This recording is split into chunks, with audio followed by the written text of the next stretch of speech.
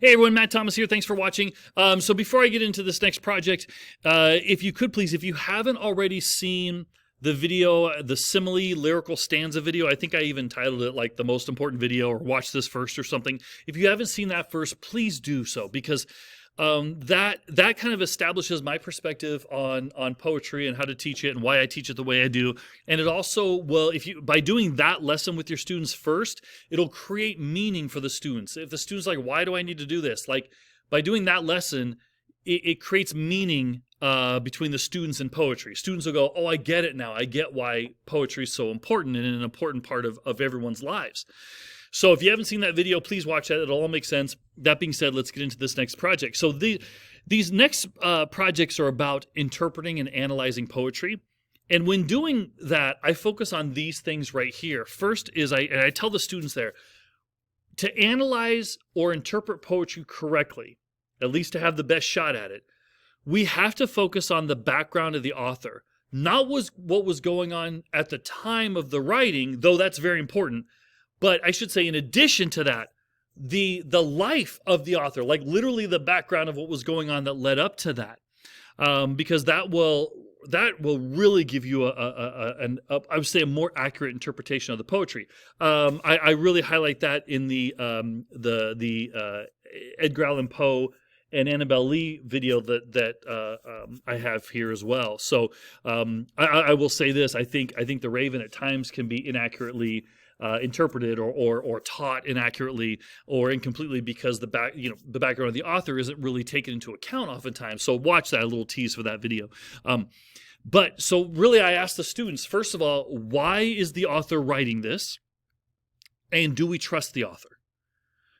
Because oftentimes I tell students, we try to interpret or analyze poetry that the author, him or herself, doesn't even accurately express what he or she's feeling, or might be thinking one thing and believing one thing, but that isn't necessarily accurate. And I tell the students, we lie to ourselves all the time, right? We're too big, we're too small, we're too ugly, we're too pretty, we're too this, we're too that. And so if we write poetry based on that perspective, which may or may not be true, then it can give an inaccurate analysis of what the poem actually means, or what the author's feeling, because we have to trust that the author's telling the truth. Or the author could have been writing it because he or she was getting paid, right? So like if someone goes, oh, that Taylor Swift song, when she wrote that, it just meant something, connected with me so much, I could feel what she's going through. And you're like, she didn't actually write it. Like another author wrote it and she was getting paid. She had to just put out a song. Little background, my uncle owns a record label. So like he has a lot of experience with the music industry. So I talk to him a lot. And so I get a lot of like background tips, and so I bring that up in class a lot about how the music industry works. And so sometimes, the purpose of a poem was just to get paid. And so do we trust the authentic feeling that the author was feeling if they're just getting paid for it? And then I really focus on like real life applications, right? So it's not just interpreting the poetry, but I have the students create that type of poem. I think that's very, very important. And so the author, the students can model what the author was doing and then create something like that. So anyway, that being said, let's get into this next lesson. It's the song analysis lesson. It's a 1 to 2 day lesson. It's a very fun lesson. I got to tell you, all these lessons are fun. The students will love them. It's figurative versus literal, and it kind of talks. I use music a lot. If you saw the first video, you know that, because music, and again, music, song, lyrics, I kind of use the term interchangeably. Music, song, lyrics, it's the most popular form of poetry in the world. There's not even a close second. So the students love poetry when they realize that music is poetry or songwriting is poetry.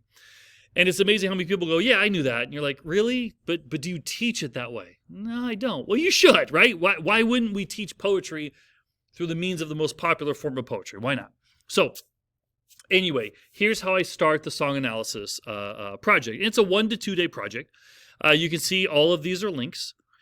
So what I do is I first talk to the students about why analyzing poetry can be difficult. And I want to make them know, because students will say, it's difficult for me. And I'm like, okay, cool. It's not your fault. Let me explain. First of all, we speak in metaphors, but we understand context. So if I go, dude, today's the worst day ever, people know that means that the world's not blowing up. They know that I just had a bad day. It's not necessarily literally the worst day ever. And so in poetry, right, there are a lot of metaphors in poetry that if you just take it and interpret it literally, won't make sense, right? Because we have to understand the context of which it was written. Oftentimes we're asked to read poems literally and to translate it figuratively. So what did that mean?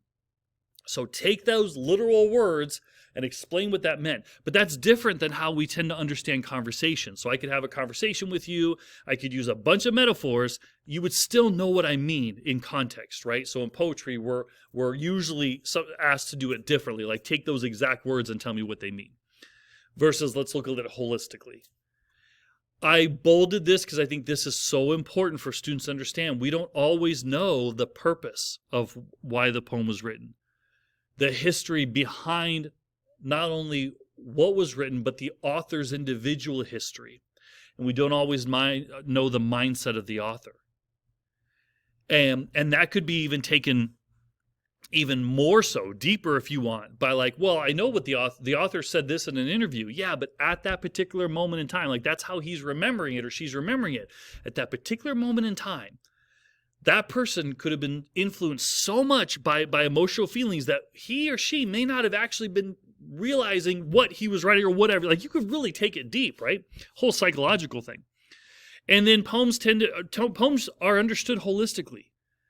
Music is a perfect example. Songs are a perfect example. We understand them holistically, not necessarily line by line, word for word. So I explained to the students, like poetry is difficult because of how it's presented versus how we tend to just naturally understand things. So that brings the figurative versus literal thing here. This is where the fun part comes. So first, what I do is I pass out these lyrics to the song 1985 by Bowling for Soup. If you know the song, it's a great song. Unless you don't like it, then it's a terrible song. So who am I to say it's a great song, right? Pushing it's a great song. You should love it. But I use this because it describes perfectly what I'm talking about how we hear metaphors, but we understand the context. We understand the meaning of it. And so what I do is I give them the lyrics. They all have the lyrics. And then I play the video for them. And I have them listen to it. We don't have to watch the video. But I have them first watch the video and hear the song just so they can understand context, right? So don't even look at the lyrics. Let's first watch the video. And they'll watch the video. They don't even do anything with it. They just watch the video, see the movie played out, right? Understand the context. Okay, now they get it. Then I have them go to the lyrics, and as we listen to it again, I pause on each lyric. And I do this. I say, okay, we're going to analyze this. Let's go. So Debbie just hit the wall. What does that mean? And I don't always give them I don't give them the answers yet. I'll say, Debbie just hit the wall. What does that mean? And I'll use the model this first one. It means that she's frustrated. She's not caring anymore. Does it mean that she literally punched a wall? No. She doesn't care anymore. And I'll be like, all right, so let's go to the next one. She never had it all. And I say, what does that mean? Why did the author write this, right? She knows she can't have everything. And people are like, well, she just didn't get what she wanted. I'm like, cool. So the students are now analyzing these lines. 1 Prozac a day. What does that mean? And people are like, she's taking a Prozac. I'm like, okay, that's literal. But like, what's the bigger meaning? Well, she's sad. Maybe, and someone's like, well, society's reliance on drugs for happiness. Awesome, right? You could take these depending how deep you want to take them. And then, husband's a CPA. And they're like, well, her husband has a job. I'm like, yeah, but why did the author choose CPA? Like, not a really exciting job, like a high school English teacher, but why a CPA? And people are like, well, it's like with numbers, tends to be typically like a stereotypically boring job. And I'm like, okay, and so maybe it represents a life she thinks is boring. I'm like, you're right. So I'm having the students, and we literally just do, I don't know, I think I have the first verse and chorus, not the whole song. Students would get bored with it if we did the whole song, right? So that's the next thing. Then I say, all right, so you guys are going to do yourself what we did together. And I say this. I say, choose a song, school appropriate, please, and create a document with 3 columns, a lyrics column, a literal column, and a what the author intended column. And I say, please analyze just at least 5 lines from the song. I used to do the whole song, and I'll be honest, it took forever, like 2 or 3 days. I'm like, forget that. Five lines, and by that time, they know what they're doing. I'll show you an example of this. So they have 3 columns. Under the lyrics column, they copy and paste the exact lyrics. The students don't have to do any thinking for that one. Just copy and paste the exact lyrics. Again, I'll show you an example. Under the literal column, they put what the words literally mean, which can be funny, creepy, nonsensical, right? Because sometimes the words, they don't necessarily mean what the author literally meant them to mean. Not sometimes, oftentimes. And then under the what the author intended, that's when the students analyze the line, what they know that the author truly, truly meant. And so let me show you an example, because again, I think it's best shown by example. Here's my example right there.